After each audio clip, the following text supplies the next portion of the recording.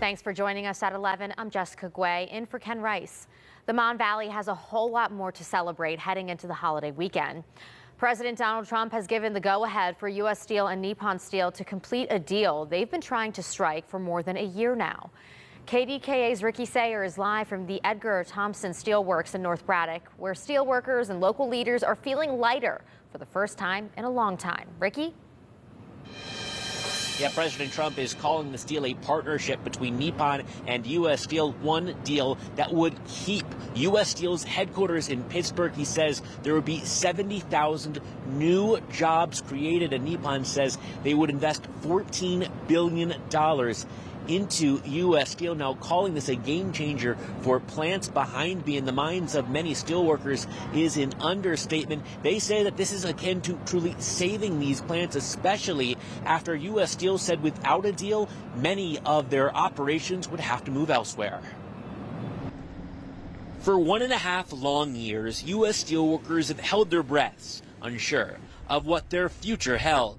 How I feel is I could take a breath today. It seemed like through this whole sale that was pending, it just gave you stress. Now, third-generation steelworker Andrew Macy has the deal he's pushed hard for, all just months before he retires. It's just wonderful. It's like early Christmas, man, here in the Mon Valley, and he's protecting at least 11,000 jobs for Pennsylvanians. North Braddock Mayor Cletus Lee was one of a group of Mon Valley leaders who came together in recent months to push leaders in Washington to approve a deal that led to investments in the Mon Valley. Reacting to this news, they all feel similar. When you see that everything you've done for the last 2 years come together, it's overwhelming with emotion. So yes, I was crying, and I'm not ashamed to admit it. Big men cry. And I was crying with happiness. Driving that emotion is a fear of what could have happened. West Mifflin Mayor Chris Kelly thought plants may have to close as soon as next year. They're being held together with Band-Aids. U.S. steelworker Glenn Thomas has watched as his company moved production to other states.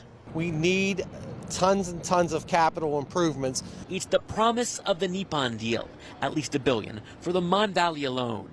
And President Trump, what he did today is, well, it's presidential.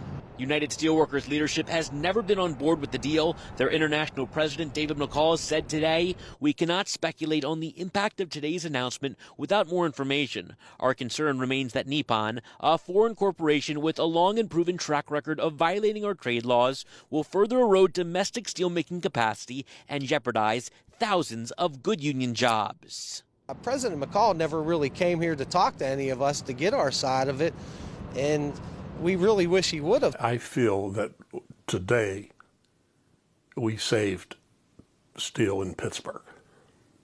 Not just the Mon Valley, but we saved the legacy that all of our forefathers, and I grew up in a steelmaking town, they're all looking down on us and saying, thank you.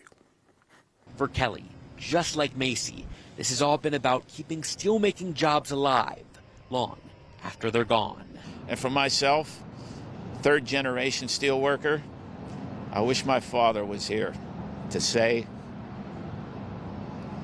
I'm retiring, as he did back in 1975. And I could say, Dad, I'm retiring too. A proud steelworker. Yeah, steelworkers told me there's a lot of pride that comes with wearing that U.S. Steel logo, and that would not change, even if they're not American-owned. Now, on that note, there is a ripple here where President Trump called this a partnership, and we're not exactly sure what that means, even though many of the people I've spoken with locally are assuming it's a merger. Now, in U.S. Steel's announcement, they did say the company is still an American company. Now, I did reach out to Nippon to try to get some clarification here about if this is a merger, and they referred me to their earlier statement, which didn't provide a specific answer. Reporting in Braddock, Ricky Sayer, KDKA-TV News. Thank you, Ricky. U.S. Senator John Fetterman had been against the original proposal for Nippon to buy U.S. Steel. He called it These are significant investments in places just like here, and that's, for me, this was only about protecting the steel way of life here in the valley since 1875. So it's a much different situation now when they originally announced that back in December of 2023. Senator Dave McCormick echoed a similar sentiment, saying, "My priorities are preserving and expanding jobs and investment in the Mon Valley. This partnership gets it done." Going on to say this partnership is great for the economy, great for national security, and great for the hardworking people of Pennsylvania.